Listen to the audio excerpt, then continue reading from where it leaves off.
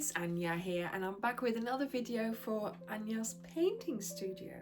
Now, I told you a couple of weeks ago on my other channel, Ophelia Talks Crochet, that yes, you know I paint, right? So I told you on that channel that I had found this gem of a painting tin, and I'm just going to have a look at it on this channel here, and we're going to restore it to a nice condition so I can use it. So this is the tin that I found at Topshire Market. There's a lady who sells sort of bric-a-brac, antique, old-fashioned things, and oh my goodness, when I noticed this on the table, I was like, is that a painting tin?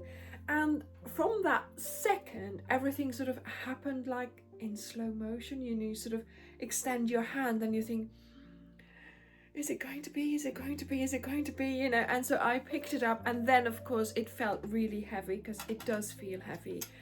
And then I thought, okay, so now I have to open it up. So I opened it up. Let me show you what I saw. Okay, so I opened it up and I saw this. Now this was enough for me to know, actually, this is a painting, right? But then, of course, what's going to be under this? Because that's the question. Is it going to be complete? Is it going to be empty? Is it going to be ruined?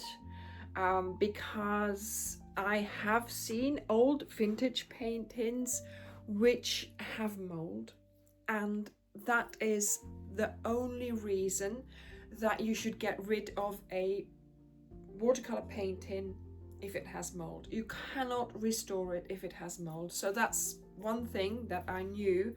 So I thought, okay, the only way I'm going to find out is by opening it. So I opened it, and of course it didn't work, right? You tried to catch it and it didn't, but then it did. And oh my goodness, look at this.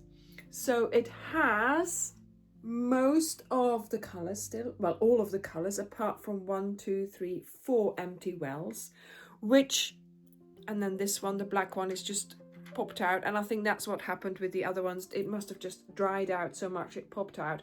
I didn't mind at all. Of course, this, don't mind at all. And then I noticed, look, there's still some printed words down there.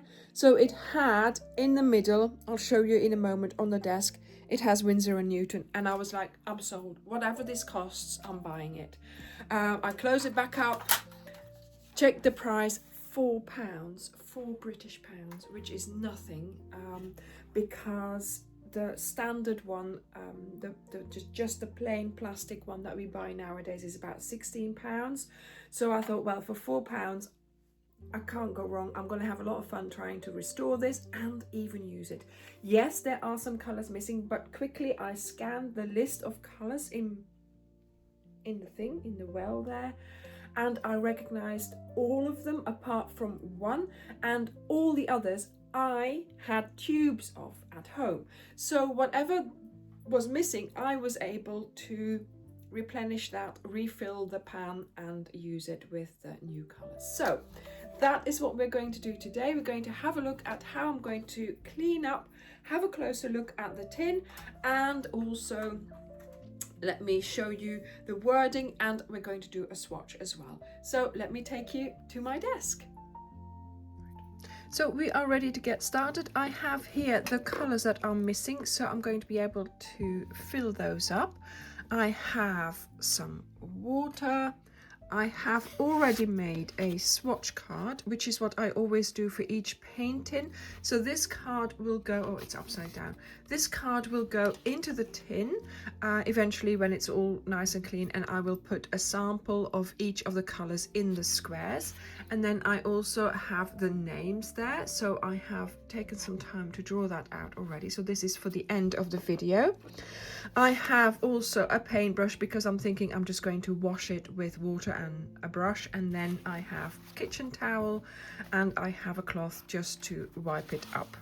I also have a pad of Meeden watercolor paper. This is my favorite paper. I use this all the time. And this is just for me to make one of those sort of, what I want to do is take off the first layer of dirty paint and then already be painting with it. Okay, so I'm just going to do samples on the piece of paper just so that, yeah, I can't wait. I can't wait to actually be painting with it. So first of all, we're going to clean this. I'm going to do it in order because otherwise I'm getting too enthusiastic. So let's get some water and wipe it on here. I could be using a spray bottle as well, but I don't want to get too messy. Look, it's already coming off. See, let me take a thin tissue just to wipe this. Oh yes, that's nice. See, and let's put some water on here just to get the paint to become liquid again and come off the tin. There we go, let's wipe this off.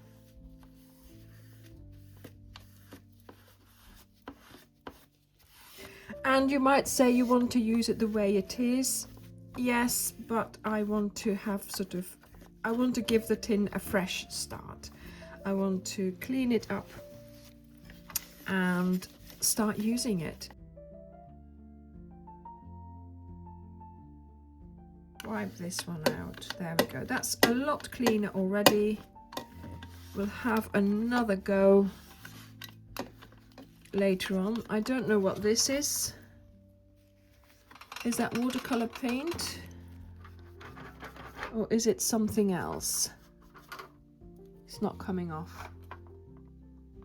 That's okay. We'll leave it like that for now.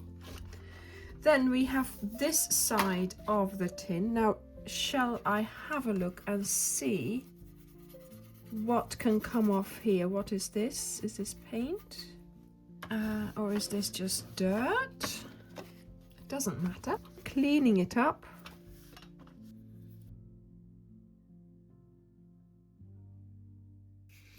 So then we have here all this, which I would like to clear as well. So I'm going to put water on there. I mean, I don't always clean my own tins when I finish painting because that's what you're supposed to do. You're supposed to just leave the remains of the paint in your palette and use them again. But obviously, I want to start with a fresh palette, so to speak. Okay, so I think that's going to have to do for now. And so now let me show you the wording. So can you see here, it says Winsor and Newton, Scholastic Watercolors. So here in the corner, it says books numbered B27. So when I typed this into Google, it told me that the Winsor and Newton Scholastic Paint Set, books B27, was made around 1930s to 1950s. So this is quite an old tin, and at the earliest date it could be 100 years old in a few years. So I'm really happy with you know, the way this looks, the state of the tin, and that I found it, obviously. And the fact is, you know, all this is still intact. Look at that. I could still read every color. So the color list here still matches the location of the paints. So this one here is Prussian blue, and that's the one there. Then we have light red, and that's the empty one there. And then we have purple lake, and that's this one there. I don't have purple lake, so I'm really happy that that's in there, and that's nearly complete. Here we have crimson lake. Then we have olive green. Olive green is looking a little bit sort of worse for wear, but never mind, we'll clear that up. Then we have chrome yellow deep, this one here. Next one, yellow ochre, a very useful color, although not been used. Look at that. And then we have Chinese white, which has been used. So I'll be filling that up. I'm going to get rid of what's in there and I'll just fill it up with, my thing here. Also that light red, this one here, that was the only one that I didn't have and that I had to buy. So this is the only one I had to buy. And actually this tube cost more than the painting. Anyway. Then we have carmine tint there. Then the next one is gamboge tint, this one here. And then here, again, it seems unused, brown madder tint. I'm trying to read it in the viewfinder, and that's just not easy. Here it's hooker's green light, again, not been used. This one here is vermilion mid tint. Emerald green tint, I've never heard of this. This is a one I really want to try out. And Scarlet Lake. Again, I haven't had Scarlet Lake. So this one is sepia tint, which it looks very black. I thought it would be more dark brown, but we'll see what it looks like when we paint it. Then here we have cobalt blue tint. Then we have here burnt umber, which isn't there anymore, but I do have a tube of it. There we go, so we can fill it up. Then here we have green bice, never heard of that. Raw sienna, chrome yellow pale, ultramarine, sap green. Of course there has to be sap green, and that's gone, but of course, yes, I have sap green. This is one of my favorite colors, so I will always have a couple of tubes of that. Rose madder tint.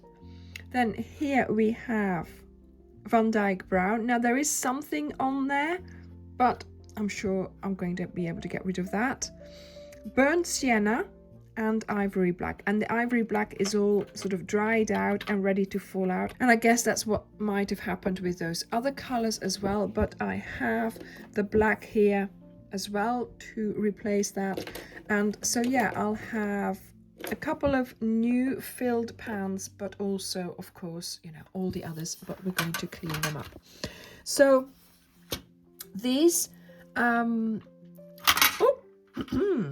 so these pans are square, and the pans that they sell nowadays are rectangular. So these ones is my my travel set that I use from Winsor and Newton, and as you can see, look, these are rectangular ones and this one is a square one. So I wouldn't be able to replace these ones that easily, I think, because of the shape, but also I'm really happy that they're all there, so I don't have to go scouring the internets to to try and find square pans. And now my question is, of course, I want to make sure I keep them in the order. Yes, I have the reminder there, but I still want to not have to take them all out in one go and then have to reinsert them and look for them and things like that. Yeah, let's just see in between how easy it would be. Yeah, there we go. To get the paint off in between. I just want it to look nice and pristine to give it a new start, really.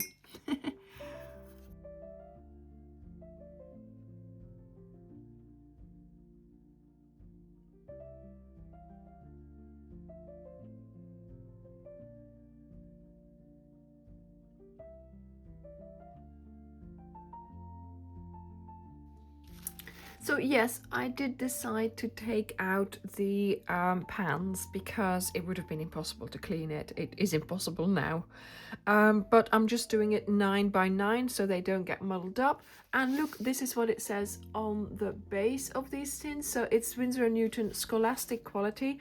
And that was the quality that they had before they split it up into Cotman, which is the student grade, and the professional one. So the Scholastic was meant for students, but at the time it wasn't really, how should I say it? It wasn't professional, nor was it Cotman. It was something in between, so it's better than Cotman from what I've learned online. Okay, so I'm going to clean this one up. It's been in the water for a little while, so that's fine. So those are those 9. I'll have to clean this one up as well. That will take a little bit more work, but yeah, I think it's going really well, and we'll see about the rest of it. Okay, so let's see if we can individually clean this one up. So let's put it on there, and my fingers already have lots of color already. No, maybe not the best idea to start with the actual paint, but start with the side. So let's take off 1 layer of paint, which I have done really. So let's take that off. And now, yeah, I want to try and paint it. So there we go. Let's see. Another good amount of water going into the pan nicely. Look at that. Oh, I'm gonna have to do this on a fresh piece of paper. Paint. Look at that.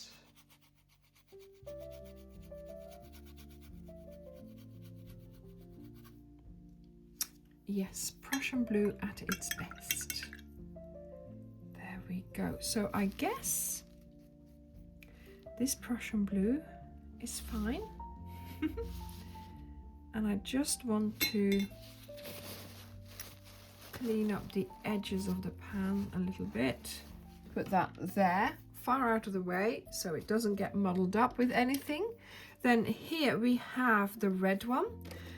It's called light red, and what I'm going to do now is fill it.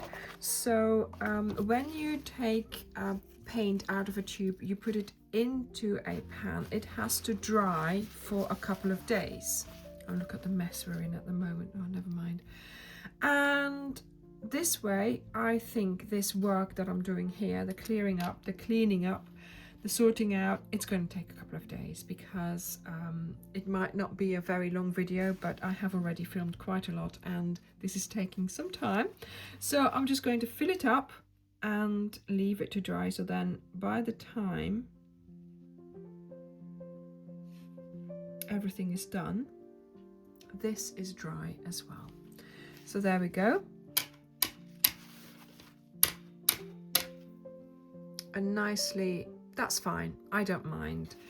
Normally I would go in with a toothpick and fill up the corners and everything, but I might just do it like this a bit. There we go, look. Voila. So I'm going to leave that to dry. So that's the second pan done. Close this one up. There we go. Let's try and clean up the sides a bit.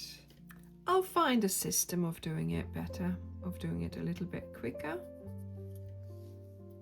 I'll see, this works better. Wiping it off on my cloth there like this. So I might go back. Yeah, look, that's much better. I might go back and do that with the other ones there as well. See, it's, you know, while you're doing things, you try to change it so it gets a little bit more efficient, and you'll find a better way to do it. Although this isn't coming off, that's fine. How many sides are there on this thing? Okay, so let's try and see if we can reconstitute this. One in the water and one to try on here. Oh yes, look at that. Lovely colour. So that one is okay as well, although I am wanting to clean up the edges at the top.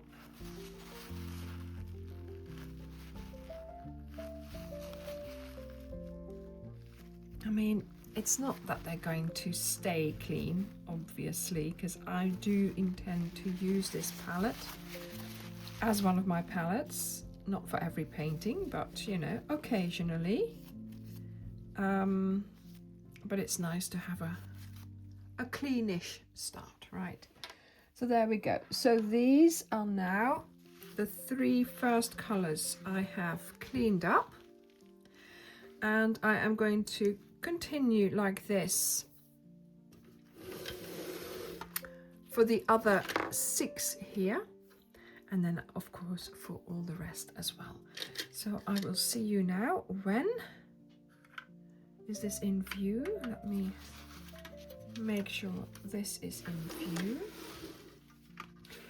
I will see you now when all the rest is done. But yeah, I'm not going to put them in because they'll be moving about. But yes, I'm just going to put them and keep them in the right order, which is something I didn't want to do, but I think we're going to need to make sure that you know, the tin gets empty so I can slowly work my way through it. And this is what it looks like now. So let's have a look. So first of all, when we opened it up, there was paint here and here. That's all gone. This stain is going to stay. I'm not going to use any harsh products. So yeah, it doesn't matter. This one is as clean as it's going to get. I'm not sure what the brown marking is, but I don't mind. This one here is also as clean as it is going to get, because purple leg especially, and some reds and purples, they are very staining even on a surface like this, so that's going to stay, and that's fine. I'm okay with that. And look at this. I think it just looks so nice. I have cleaned, as you saw, I have cleaned all the paint. So I went onto the surface, cleaned that off, then I did a little bit in my on my scrap piece of paper, which is here. So these are all the paints already tried out. Some of them I was really surprised. They were very, very light and very you know, light in pigment. Others were very bright. So in the next video we're going to have a look at these colors, why some of them are pale and some of them are really pigmented, and that is also when we are going to be doing the swatching. Otherwise this video would be even longer. Thank you very much for watching. I hope you enjoyed this video, and I will see you in the next one. Bye.